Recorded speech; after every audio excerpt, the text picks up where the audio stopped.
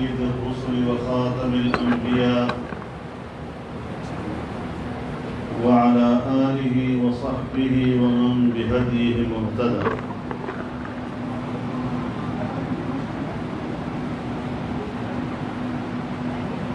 أما بعد فأعوذ بالله من الشيطان الرجيم. بسم الله الرحمن الرحيم. يا أيها الذين آمنوا إن تطيعوا الذين كفروا يردوكم على أعقابكم فتنقلبوا خاسرين بل الله مولاكم وهو خير الناصرين. صدق الله العظيم.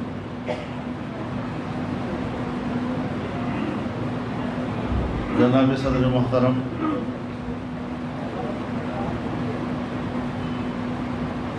جمعیت علماء اسلام صوبہ سندھ کی مجلس عمومی کے نہایت ذمہ دار ساتھیوں، حضرات علماء کرام،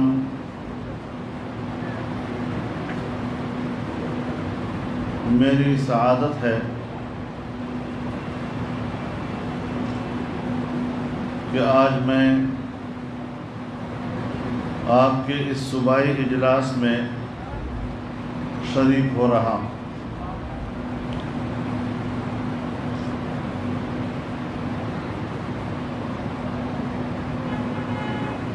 اور موجودہ صورتحال کے بارے میں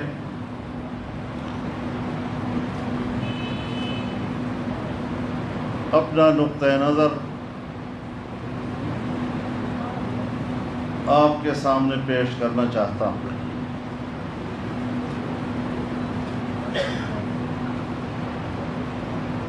جمعیت علماء اسلام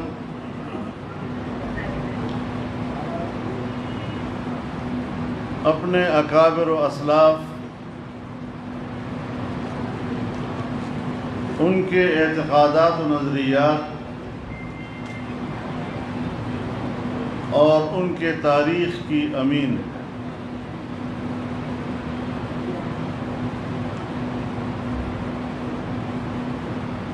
اللہ تعالی نے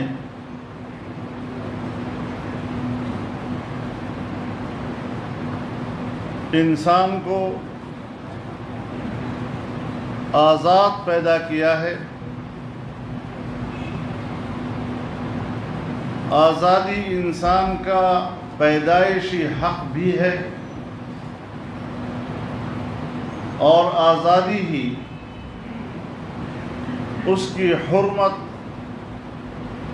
اس کی عزت اور اس کا وقار ہے۔ اگر انسان کی غلامی اس سے چھن جائے، اگر آزادی اس سے چھن جائے، تو پھر غلامی کا طوق اس کے گردن میں ہوتا ہے، اور ایک غلام قوم کی حیثیت سے وہ دنیا میں اپنا وقار کھو بیٹھتا ہے۔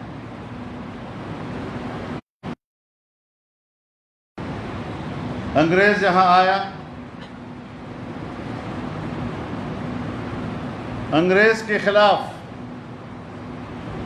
150 سال تک اس بر صغیر کے لوگ لڑے ہیں۔ اس میں علماء کرام کی قربانیاں،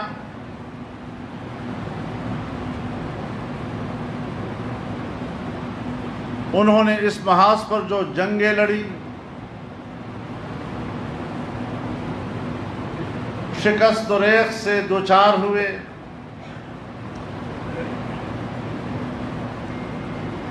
ایسے حالات آئے کہ ان کی تحریکیں دم توڑ گئی، وہ گرفتار ہوئے، ان کو پھانسیوں پہ لٹکایا گیا، سڑکوں پر کھڑے درختوں پر ان کو لٹکایا گیا، توپوں کے سامنے کھڑا کر کے ان کو بارود سے اڑایا گیا، اور ایک انگریز خود کہتا ہے کہ جتنے لوگ ہم نے گرفتار کیے، ایک ایک کو توپ کے سامنے کھڑا کرنے سے پہلے ہم ان سے کہتے تھے کہ اتنا کہہ دو کہ میرا اس تحریک سے کوئی تعلق نہیں تھا، میں اس میں شریک نہیں تھا۔ وہ کہتا ہے میری آنکھوں کے سامنے ایک شخص بھی ایسا سامنے نہیں آیا جس نے یہ کہا ہو کہ میرا اس تحریک سے تعلق نہیں تھا، اور سب اڑا دیے گئے۔ یہ ہے وہ قربانیاں۔ کسی کے آباء و اجداد کا کوئی سبق ہو سکتا ہے، کل بھی ان کے آقا انگریز تھے، آج بھی ان کے آقا امریکی ہیں، اس پر فخر کرتے ہیں۔ سو یہ ان کا ایمان ہے، یہ ان کی سوچ ہے۔ حضرت شیخ الہند رحمہ اللہ نے ہمیں درس دیا عدم تشدد کا۔ حضرت شیخ الہند نے سیاسی جدوجہد کا راستہ لیا، اور آج بھی جمعیت علماء اسلام کے پاس اپنے اکابر کے سے جو چیز ورثے میں ملی ہے وہ دو چیزیں ہیں، ایک جمعیت کا عقیدہ اور نظریہ، اور دوسرا اس عقیدے اور نظریے کے لیے کام کرنے کا رویہ۔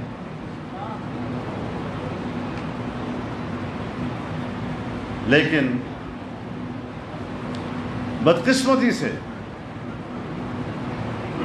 پاکستان کی عمر جتنی بڑھتی چلی جاتی ہے، ہم آزادی سے غلامی کی طرف جا رہے ہیں۔ قوم کو لالی پوپ دیا جا رہا ہے،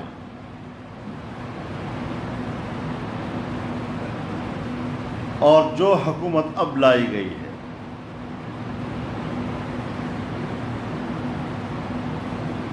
ابھی آپ نے عنقریب میں دیکھا، اس پاکستان میں 2 سال کے اندر کوئی قانون سازی نہیں ہوئی۔ اگر قانون سازی ہوئی ہے تو یا آرمی ایکٹ میں ترمیم کی، جس کے ذریعے آرمی چیف کو ایکسٹینشن ملی، اور یا FATF کے تحت ابھی تازہ حالیہ قانون سازی۔ اب آپ مجھے بتائیں کہ فائنینشل ایکشن ٹاسک فورس، بین الاقوامی مالیاتی ادارہ، کہتے ہیں ہمارا مقصد یہ ہے کہ پیسہ دہشت گردی کی طرف نہ جائے۔ اب بین الاقوامی کسی بھی کتاب میں کسی ادارے نے آج تک دہشت گردی کی تعریف نہیں کی۔ اقوام متحدہ کا چارٹر قوموں کو اس کی آزادی کے لیے لڑنے کا حق دیتا ہے، لیکن آج اپنی آزادی کے لیے جنگ لڑنا بھی دہشت گردی قرار دیا جا رہا ہے۔ اگر امریکی فوجیں افغانستان میں اترتی ہیں اور افغانستان کی سرزمین پر قبضہ کرتی ہیں تو اپنی سرزمین کی آزادی کے لیے لڑنے والوں کو دہشت گرد کہا جاتا ہے۔ اگر عراق میں امریکی فوجیں اترتی ہیں اور عراق پر قبضہ کرتی ہیں، اور قبضہ کرنے کے بعد جو انہوں نے قبضہ کرنے کی وجہ بتائی تھی وہ جھوٹ ثابت ہو جاتی ہے، اور پوری دنیا کے سامنے اس کا جھوٹ سامنے آ جاتا ہے، تب اگر وہاں کی قوم اپنی آزادی کی جنگ لڑتی ہے تو آج دنیا اس کو دہشت گرد کہتی ہے۔ اگر لیبیا پر قبضہ کیا جاتا ہے اور وہاں کے لوگ اپنی آزادی کی جنگ لڑتے ہیں تو انہیں دہشت گرد کہا جاتا ہے۔ فلسطینیوں کو آزادی کا حق اقوام متحدہ نے دیا ہے اور لاتعداد قراردادیں اس پر موجود ہیں، لیکن آج اسرائیل کی ریاستی دہشت گردی کو فلسطینیوں کے خلاف حق دیا جا رہا ہے اور فلسطینیوں کو دہشت گرد کہا جا رہا ہے۔ ان کی سرزمین پر قبضہ بھی کیا جا رہا ہے اور ان کو دہشت گرد بھی کہا جا رہا ہے۔ کشمیر کے مسلمانوں پر 70 سال سے کیا بیتی ہے اور یہ قوم کس زمانے سے اپنی آزادی کی جنگ لڑ رہی ہے، لیکن سمجھ میں نہیں آ رہی کہ وہ پاکستان جس نے پوری دنیا میں کشمیریوں کے خون پر سیاست کی ہے، جس نے اپنی پوری خارجہ پالیسی کشمیریوں کے قربانیوں اور مسئلہ کشمیر پر ایک خاص موقف اختیار کرتے ہوئے اسے خارجہ پالیسی کا محور کہا، آج جب ہندوستان نے اس کو ہڑپ کیا تو ہم نے مجرمانہ خاموشی اختیار کی ہے۔ اور صرف وہاں پر اکتفا نہیں ہے، میں نے اس وقت بھی کہا تھا کہ جو تم فاٹا کے ساتھ کر رہے ہو یہی ہندوستان کشمیر کے ساتھ کرے گا۔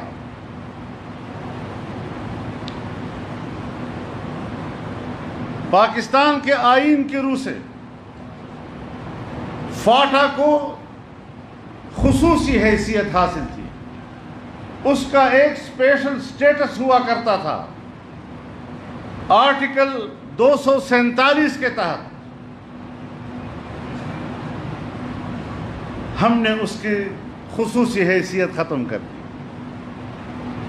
میں نے پارلیمنٹ میں کہا تھا کہ کم از کم وہاں کے عوام سے پوچھ لو، ورنہ پھر انڈیا کشمیری عوام سے نہیں پوچھے گا۔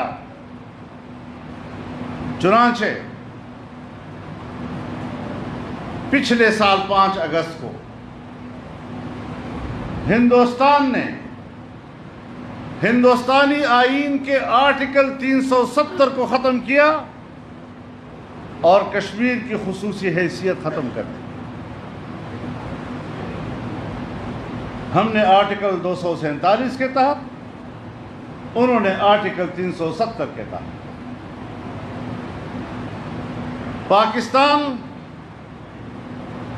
کی پارلیمنٹ فاٹا کے لیے قانون نہیں بنا سکتی تھی، ہندوستان کی پارلیمنٹ کشمیر کے لیے قانون نہیں بنا سکتی تھی۔ پاکستان کا وزیر اعظم اور صوبہ خیبر پختونخوا کا وزیر اعلیٰ فاٹا میں اس کا اختیار نہیں چلتا تھا، اس کے ایگزیکٹو اختیارات وہاں نہیں چلتے تھے۔ ہندوستان کے وزیر اعظم کے اختیارات کشمیر میں نہیں چلتے تھے۔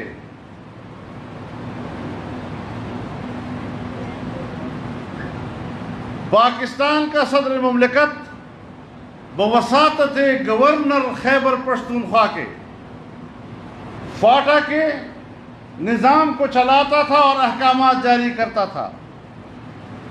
ہندوستان کا صدر جمہوریہ کشمیر کے وزیر اعلیٰ کی وساطت سے وہاں پر نظام چلاتا تھا اور قانون سازی ہوتی تھی۔ ایک ایک قدم پر مماثلت تھی، لیکن ہماری بات انہوں نے نہیں مانی۔ میں آج بھی کہتا ہوں کہ یہ انضمام نہیں، فاٹا کے اوپر جبری قبضہ ہے۔ نہ پرانا نظام وہاں رہا، نہ آج وہاں نیا نظام ہے۔ 2 سال سے لوگ رل رہے ہیں، نہ عدالت ہے، نہ پولیس ہے، نہ پٹواری ہے، نہ زمین کا ریکارڈ ہے، کچھ بھی نہیں۔ اور جس طرح فوج پہلے وہاں موجود تھی آج بھی اسی طرح موجود ہے۔ اور صرف یہی نہیں، جب فاٹا کا اسپیشل سٹیٹس ہوتا تھا تو ہم یہ کہتے تھے آپ نے فاٹا میں جلسہ نہیں کرنا، جلسہ کرنا ہے تو انہیں فاٹا میں نہیں آنا۔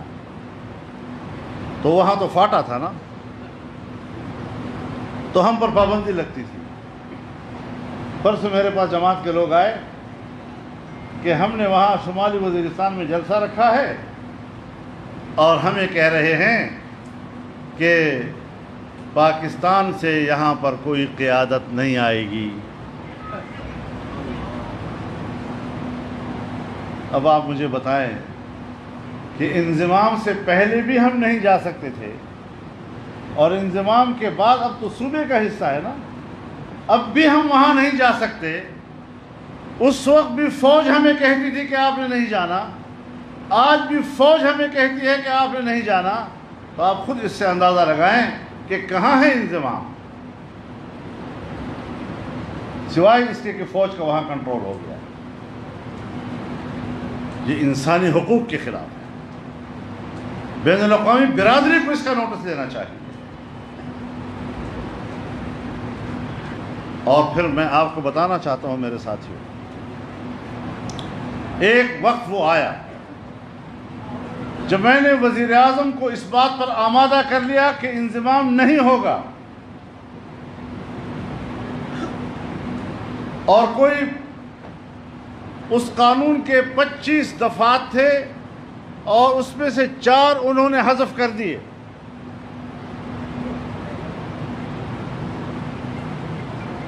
تو یکدم سے اس موضوع سے وابستہ ایک امریکی افسر میرے پاس آیا اور مجھے کہا آپ کیوں مخالفت کر رہے ہیں؟ میں نے کہا جی آپ کا ذرا تعارف ہو۔ کہتے میں 2013 سے یہاں پاکستان میں امریکہ کی طرف سے تعینات ہوں، فاٹا کے موضوع سے میرا واسطہ ہے۔ تو میں نے کہا 13 سے 17 آ گیا ہے، آج آپ مجھے مل رہے ہیں؟ انہوں نے کہا میرے سب چیزوں پہ نظر تھی، لیکن چند روز کے بعد اب مجھے ضرور براہ راست آپ سے ملنا پڑا۔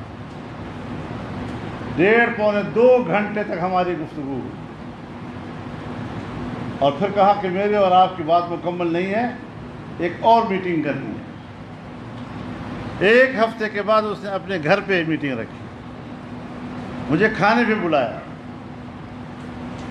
اور کہا کہ یہ سب کچھ آپ کو کرنا پڑے گا۔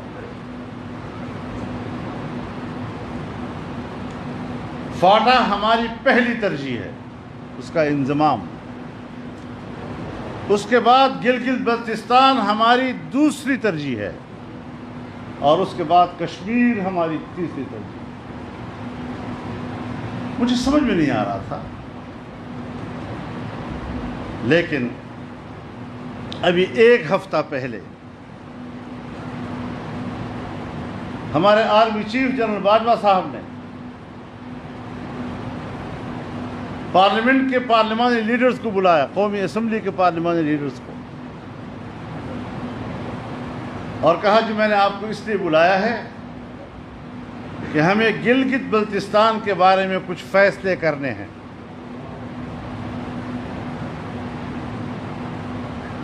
تو میں آپ کو اعتماد میں لینا چاہتا ہوں۔ اب بلایا کس لیے تھا اور خبریں کیا چلائی جا رہی؟ جس طرح کچھ ساتھی آپس میں بیٹھتے ہیں تو ادھر ادھر کی بھی کچھ باتیں ہو جاتی ہیں، غلط ہو صحیح ہو جاتی ہے۔ جو اجلاس کا موضوع نہیں ہے اور دوران اجلاس ادھر ادھر کی کوئی بات آ جاتی ہے، اسے اپنے چینلوں کے ذریعے سے چینلوں پر اس کا تذکرہ کیا جاتا ہے، اور جس موضوع پہ بلایا تھا اس کو چھپایا جا رہا ہے،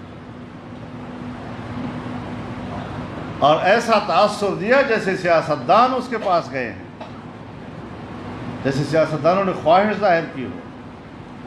بابا بلایا بھی آپ نے ہے، موضوع بھی آپ نے طے کیا، اور پھر سیاستدانوں نے یہ زبردست مظاہرہ کیا کہ بالاتفاق آپ کی تجویز کو مسترد کر دیا تھا۔ وہ بات کیوں نہیں کرتے؟ اس کا تذکرہ پبلک میں کیوں نہیں کیا جا رہا؟ تو ہم کیا سمجھیں کہ ان تبدیلیوں کا اور اس سیاست کا اس کے پیچھے کون کار فرما ہے؟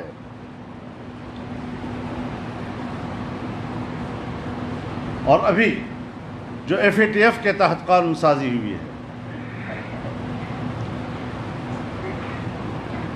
شرمندگی والی بات یہ ہے کہ جب قانون لکھا جاتا ہے، بل تیار کیا جاتا ہے اور ایوان کے ممبران کے سامنے رکھا جاتا ہے تو اس پر اس بل کا مقصد لکھا جاتا ہے،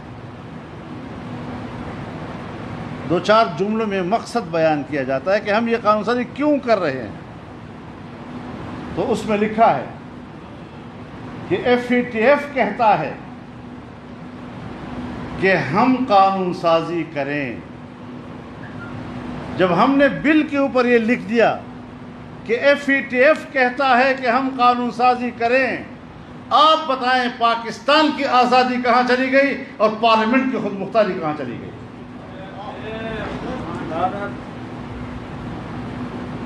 کچھ ذرا اس کے دوسرے پہلو میں بھی تو نظر ڈالیں نا۔ اگر کوئی جھک مارنی ہی ہے آپ نے تو کم از کم اتنا تو کرو کہ یہ ہماری ضرورت ہے اور پاکستان کی ضرورت ہے۔ لوگوں سے کہتے ہو ہم نے پاکستان کو بچایا ہے اور وہاں لکھ رہے ہو کہ FATF کہتا ہے کہ اس طرح کرو۔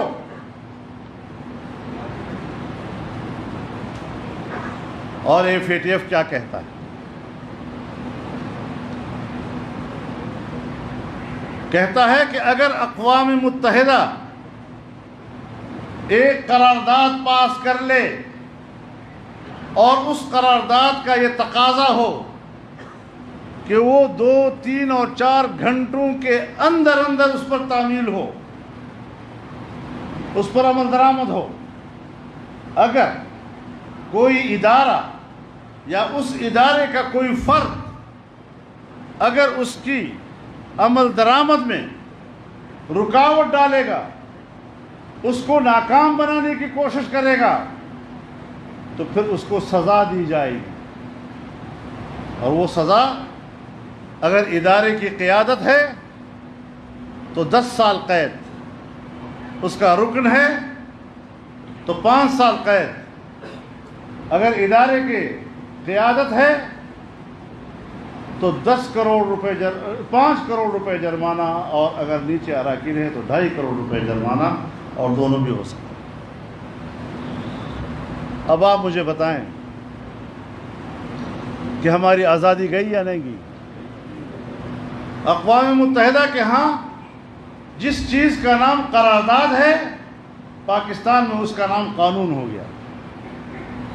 وہاں قرارداد ہوگی، ہمارے ہاں وہ قانون کی طرح نافذ ہوگا۔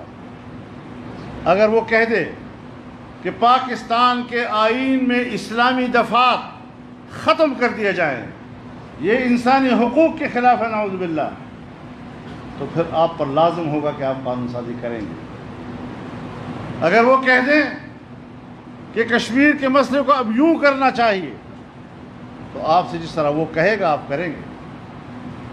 ہم تو اپنے ملک کے اندر بھی اس کے جغرافیے کے مالک نہ رہے، اس کے آئین کے مالک نہ رہے، اپنے قانون کے مالک نہیں رہے، اور جو چیز باہر سے تبدیل کرائی جائے گی اب ہم اس کے پابند ہیں۔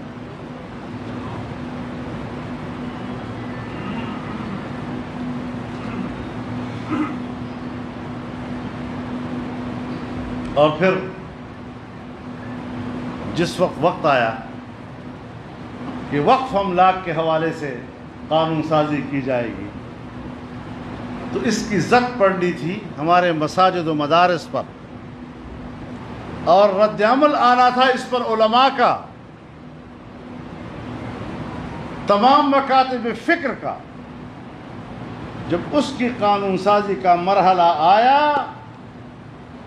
تو پھر ایسے لوگ تیار کیے گئے جنہوں نے صحابہ کرام کے خلاف بازاری زبان استعمال کی، فرقہ وارانہ نفرتوں کا ایک ماحول پیدا ہوا، اور اس ماحول میں سارا مذہبی طبقہ وہ ایک دوسرے کے سامنے مقابلے میں آ گیا، کھڑا ہو گیا، اور ہماری توجہ ادھر کر دی، ادھر سے انہوں نے قانون پاس کر دیا۔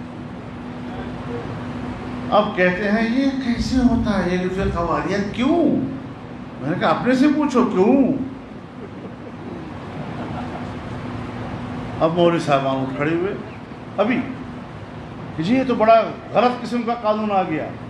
تو میں نے کہا اس وقت آپ دوسری طرف مصروف تھے نا۔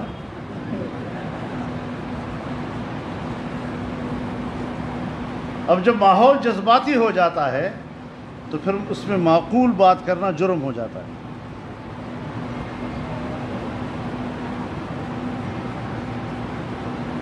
ابھی ساری دنیا کو بلایا جا رہا ہے، فرقہ واریت نہیں ہونی چاہیے۔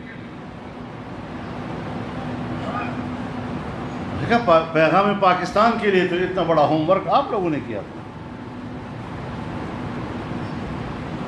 اس میں سب سے زیادہ فعال اگر کردار رہا تو وہ ہمارے ISI کا رہا ہے، وہی سب علماء کرام اور مذہبی لوگوں کو اکٹھا کرتی تھی۔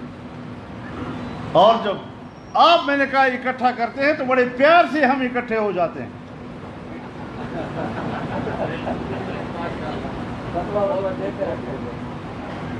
جب بھی آپ بلائیں گے ہم بڑے پیار سے اکٹھے ہو جائیں گے۔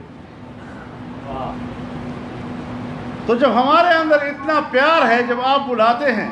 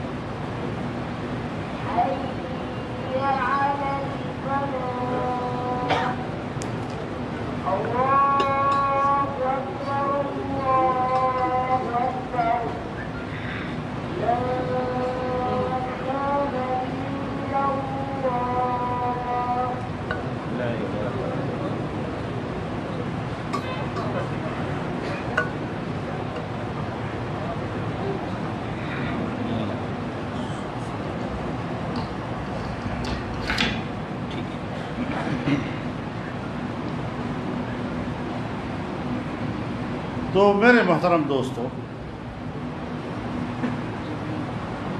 اتنی محنت کے بعد ایک کتاب آپ نے چھاپی، اس کا نام ہے پیغام پاکستان، اور آپ کا دعویٰ ہے کہ کوئی 2000 سے زیادہ لوگ علماء کے اس پہ دستخط، صحیح ہے یا غلط وہ اپنی جگہ پر، لیکن آپ کا دعویٰ ہے۔ ریاست اتنی کمزور ہے کہ اتنی محنت کے بعد اور اتنے بڑے اتفاق رائے کے بعد یکدم ایک آدمی آتا ہے اور وہ ابو بکر صدیق رضی اللہ تعالیٰ عنہ کے بارے میں حرف سرائی کرتا ہے، اور اس کا FIR درج ہو جاتا ہے۔ FIR درج ہونے کے باوجود وہ طیارے میں بیٹھ کر لندن نکل جاتا ہے۔ اتنی بڑی سہولت کس نے پہنچائی؟ کیسے وہ نکلا؟ یہ لوگ پیدا کیے جاتے ہیں کہ تم ذرا کچھ کرو تو صحیح۔ تاکہ ہم اپنا کام بیچ میں نکال لیں۔ اب جب کام نکل گیا تو آپ سب کو بلا رہے ہیں۔ یہ نفرتیں نہیں ہونی چاہیے۔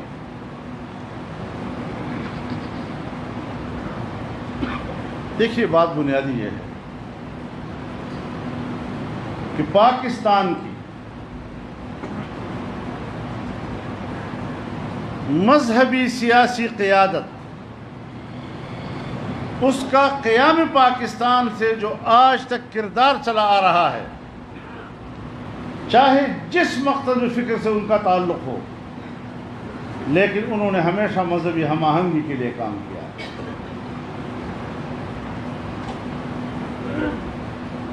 سن 1949 کی پہلی دستور ساز اسمبلی میں قرارداد مقاصد پاس ہوئی، آج تک تمام مکاتب فکر کہتے ہیں ہمارا متفقہ دستاویز۔ سن 1951 میں 22 اسلامی دفعات طے ہوئے، تمام مکاتب فکر نے اتفاق رائے سے طے کیے، جس میں انہوں نے پاکستان میں اسلامی نظام کے لیے رہنما اصول عطا کیے تھے۔ آج بھی تمام مکاتب فکر کا اس پہ اتفاق۔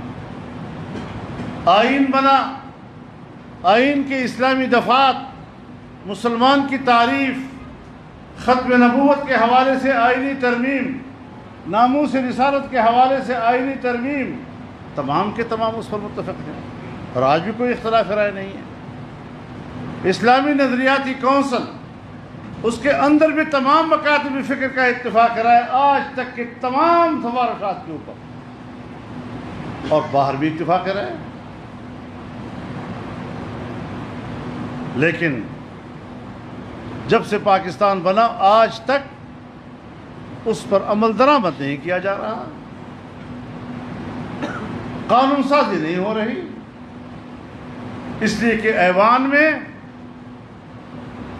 ان لوگوں کو جانے نہیں دیا جا رہا جو قرآن و سنت کی بنیاد پر سمجھتے بھی ہیں اور قانون سازی کرنا بھی جانتے ہیں۔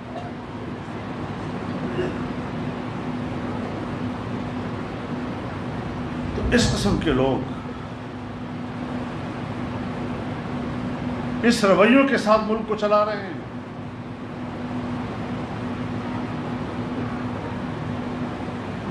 اب جو حکومت ہے ایک ناجائز حکومت، اب بری بات ہے میں اس قسم کی زبان استعمال نہیں کیا کرتا، لیکن آج کے حکمران کی قسمت پر رونا آتا ہے کہ جس کو پہلی اولاد ملی وہ بھی ناجائز، جس کو پہلی حکومت ملی وہ بھی ناجائز۔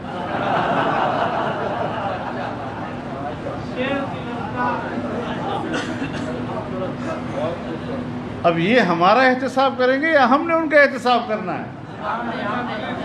اور اگر نام لیتے ہیں ریاست مدینہ کا تو سرعام ان کو سزا ملنی چاہیے یا ہمیں ملنی چاہیے؟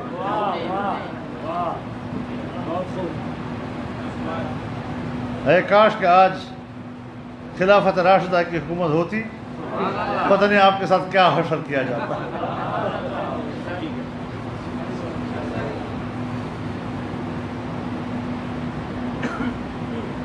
آج کل آپ ایک اور چیز دیکھ رہے ہیں، حکومت کے کچھ گماشتے آئے روز ایک بیان دے مارتے ہیں، فلانی سیاستدان کی خفیہ ملاقات آرمی چیف سے ہوئی۔ سنتے ہیں نہیں سنتے؟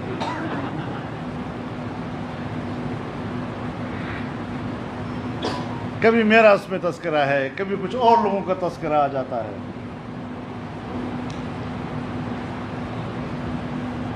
ملاقات پھر اس کو خفیہ رکھنا، یہ بات سن لو، یہ ان کی ضرورت ہے، ہماری ضرورت نہیں۔ اور آپ علماء کرام ہیں، مسئلہ جانتے ہیں کہ اگر دو آدمی آپس میں بات کریں اور ایک کی خواہش ہو کہ یہ راز رہے تو دوسرے کے اوپر بھی راز رکھنا واجب ہو جاتا ہے یا نہیں؟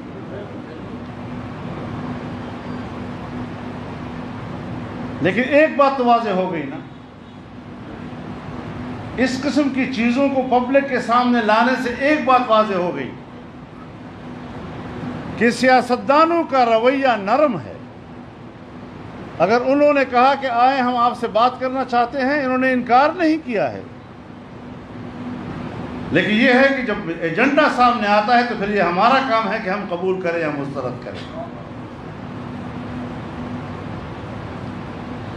لیکن سیاستدان اسٹیبلشمنٹ کے ساتھ اور اپنی فوج کے ساتھ بات کرنے کا انکار نہیں کرتے. یہ جو اب خبریں بیچ میں سے نکل نہیں رہی ہیں، جو لوگ نکال رہے ہیں، اس کا معنی یہ ہے کہ ایک حلقہ ہے حکومت کا، اور حکومت کا وہ حلقہ سیاستدانوں اور فوج کو آپس میں لڑانا چاہتا ہے. لیکن ایک بات میں فوج کی قیادت سے کہنا چاہتا ہوں آج، کہ یہ جو کچھ کہا گیا ہے، میں چونکہ ایک ذمہ دار آدمی ہوں، میں اس قسم کے لوگوں کے بیان پر تبصرہ نہیں کرتا.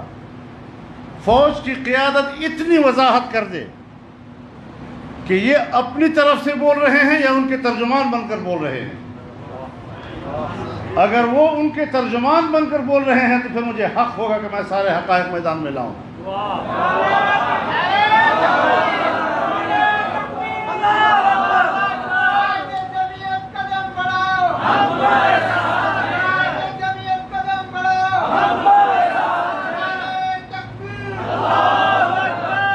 ہم نے اس میدان میں کوئی کچی گولیاں نہیں کھائیں،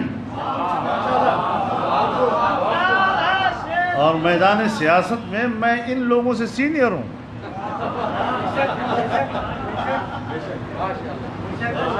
میں فوج کی قیادت سے سب سے سینئر ہوں.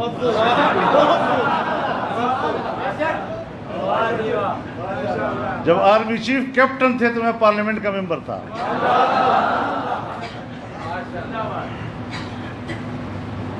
ایسا نہیں ہے کہ ہم ملک کی ضرورتوں کو نہیں سمجھتے، اس کی حساسیت کو نہیں سمجھتے. میں آج بھی اسی لیے جواب نہیں دے رہا ہوں کہ وہ غیر ذمہ دار لوگ ہیں جو بات کر رہے ہیں، تو ذرا وضاحت تو کر لے کہ یہ ان کے نمائندے بن کر بات کر رہے ہیں یا پھر کنٹرول کریں، پھر پٹا ڈالیں ان کو.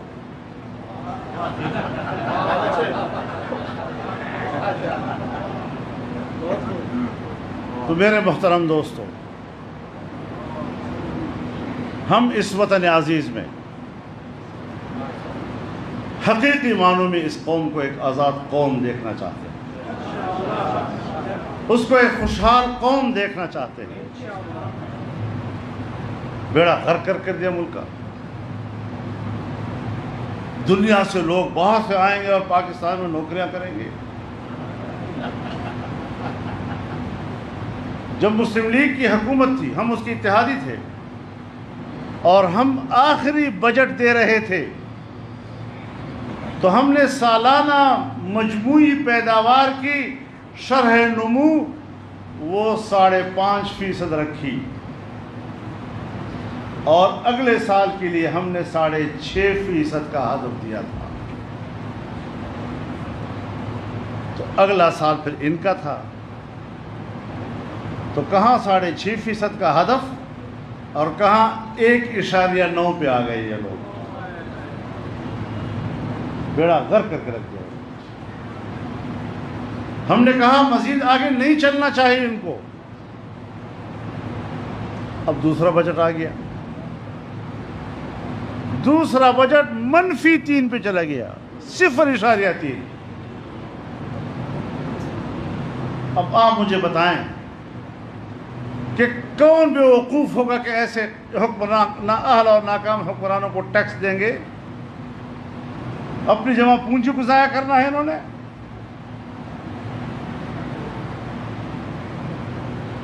کیسے، کہاں سے روزگار دیں گے؟ اب تو تمہارے پاس تنخواہیں دینے کے لیے پیسے نہیں ہیں، اور ریاستیں اسی طرح ڈوبتی ہیں جب ان کی معیشت تباہ ہوتی ہے. کسی زمانے میں جب دنیا میں قبائلی تمدن تھا تو ریاستوں کی بقا کا دار و مدار دفاعی قوت پر ہوا کرتا تھا. لیکن آج متمدن دنیا میں ریاست کی بقا کا دار و مدار وہ معاشی قوت پہ ہوا کرتا ہے. فلسفے تبدیل ہو رہے ہیں، ہو چکے ہیں۔ سوویت یونین کا حال ہمیں معلوم ہے۔ چائنا آج جنگ لڑ رہا ہے معاشی حوالے سے، امریکہ اس کو کھینچ رہا ہے جنگ کی طرف، ہمارے ساتھ تعلقات خراب کرانا، انڈیا کے ساتھ جنگ کی صورتحال پیدا کرنا۔ لیکن سب کو معلوم ہے کہ جب روس کو جنگ کے میدان میں دھکیل دیا گیا تھا تو پھر اب سوویت یونین کا کیا حشر ہوا اور افغانستان کا کیا حشر ہوا، کیونکہ سوویت یونین کے راستہ روکنے کے لیے افغانستان کی سرزمین کو استعمال کیا گیا اور چین کا راستہ روکنے کے لیے پاکستان کی سرزمین کو استعمال کیا جا رہا ہے۔ تو اس اعتبار سے یہ جو ماحول بنایا جا رہا ہے، اور آپ کو تو پتہ ہے ایوب خان کا زمانہ، ضیاء الحق کا زمانہ، بھٹو صاحب کا زمانہ، ہر ایک کے زمانے میں لوگ گرفتار ہوتے تھے یا نہیں؟ تب بھی کسی قانون کا سہارا تو لیا ہی جاتا تھا نا۔ گرفتاری سے پہلے وارنٹ آتا تھا، کسی تھانے میں کیس درج ہوتا تھا، کوئی اس میں دفعہ لکھا جاتا تھا، اس دفعے کی کوئی اتھارٹی ہوتی تھی کہ کس اتھارٹی نے کس دفعے کے تحت گرفتاری کا حکم دیا ہے۔ ہر زمانے میں تو پھر کیا اس زمانے کے ان اتھارٹیوں کے ان قوانین کے ذریعے سے وہ گرفتاریاں کیا وہ سیاسی مقاصد کے لیے نہیں ہوا کرتی تھی؟ ایوب خان کے زمانے میں ہم گرفتار تھے، ہمارے اکابر گرفتار تھے، تو وہاں بھی تو کوئی دفعہ لگا تھا نا، وہاں بھی تو کوئی اتھارٹی تھی جس نے گرفتار کیا تھا۔ تو آج ایک نیا ادارہ اس کے لیے تشکیل دیا گیا ہے، اس کا نام ہے نیب۔ تو آج کل وہ سیاستدانوں کو گرفتار کر رہا ہے۔ اب میں اور تو کوئی بات نہیں کروں گا، دیکھا جائے گا، یہ کوئی ہمیں ڈرانے والی چیزیں نہیں ہو سکتی، ہم سے ڈر رہے ہیں اب یہ۔ لیکن میرے نام پر تم نے جو کچھ لکھا ہے وہ سب تم سے پورا کر کے رہوں گا پھر۔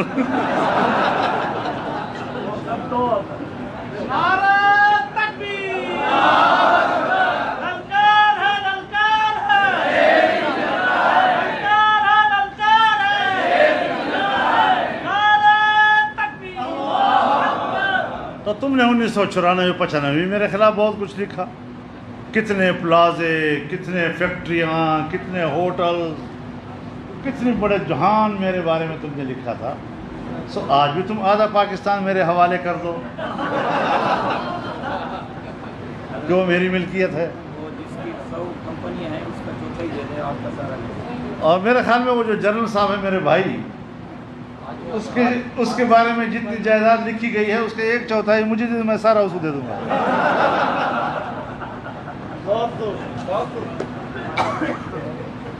لیکن یہ گیدڑ بھپکیاں اپنے گھروں میں رکھو۔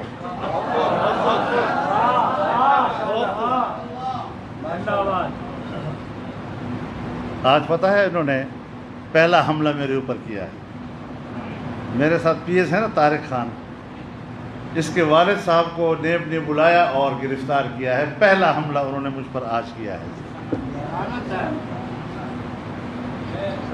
لیکن جمعیت کے کارکن ہیں، یہ کوئی خوشامدی ٹولے کے لوگ نہیں ہیں، یہ تم سے الجھنا بھی جانتے ہیں اور تمہیں گریبان سے پکڑنا بھی جانتے ہیں۔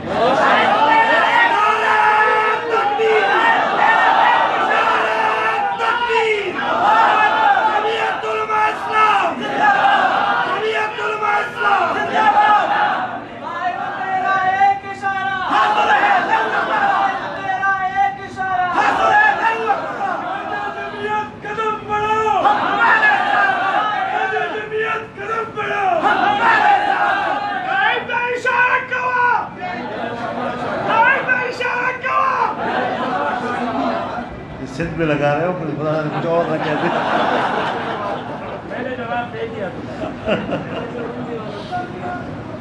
اللہ تعالیٰ فضل فرمائے. انشاءاللہ العزیز APC ہوئی ہے اور APC کے فوراً بعد میرے بارے میں یہ بیان آنا لگتا ہے کہ تیر ٹھیک نشانے پہ جا کے لگا.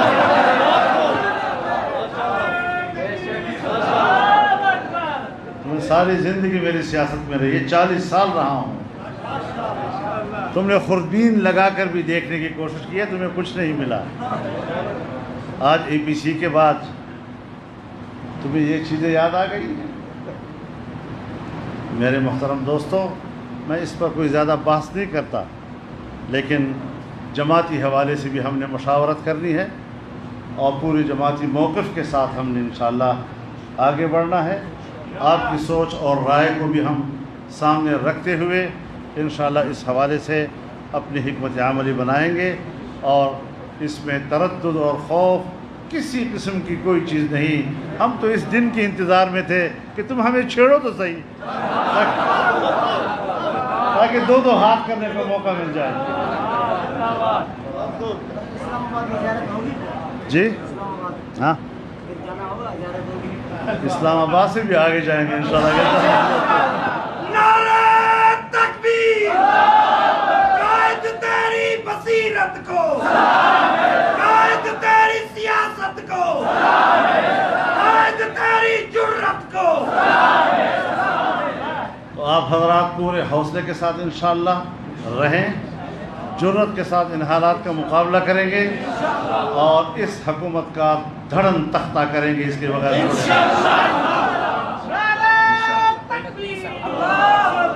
اور جیسے کہ ابھی آپ حضرات کے سامنے اعلان ہوا, 29 اکتوبر کراچی انشاءاللہ ہمارا سب کا ہدف رہے گا, اور اس کے بعد اس سے پہلے کوئٹہ میں ہوگا انشاءاللہ, اس کے بعد پھر لاڑکانہ میں ہوگا, اور پھر اس کے بعد پنجاب کی تاریخ کا تعین کیا جائے گا. انشاءاللہ ہم بھی آپ کا پیچھا کرتے رہیں گے, چھوڑیں گے نہیں انشاءاللہ. جی ہاں ہاں تو یہ میری گزارشات تھی, اور آپ چونکہ یہاں سب صوبہ جمع ہے اس لیے میں نے ضروری سمجھا کہ اس نئی صورتحال پر اپنے خیالات آپ کے سامنے رکھوں, ورنہ میرا ضمیر تو مجھے یہ کہتا ہے کہ میں اس پر نہ بولا کروں اور نہ اس پر کوئی تبصرہ کروں. کوئی ایسا مسئلہ نہیں ہے, لیکن آپ حضرات کو ایک طلب ہوتی ہے معلومات کی, تو اس حوالے سے میں نے کچھ باتیں آپ کے سامنے عرض کر دی ہیں. وآخر دعوانا ان الحمدللہ رب العالمین.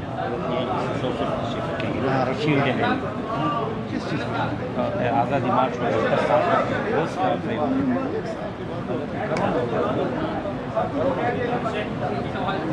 ساتھی اپنی جگہوں پر